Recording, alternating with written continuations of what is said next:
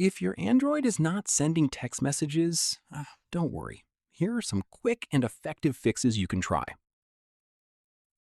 First, check your network signal.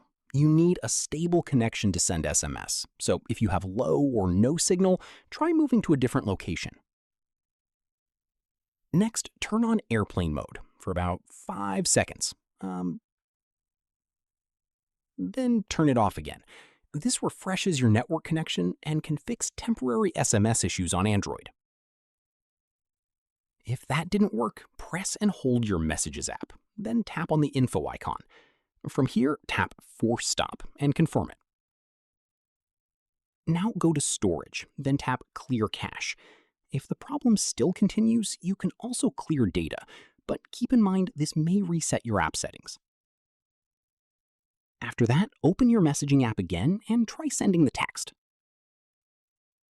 Also, double-check the phone number you're sending to.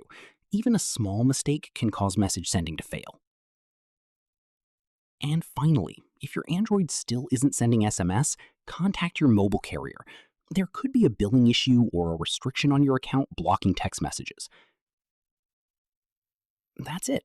These are the best ways to fix Android text messages not sending quickly.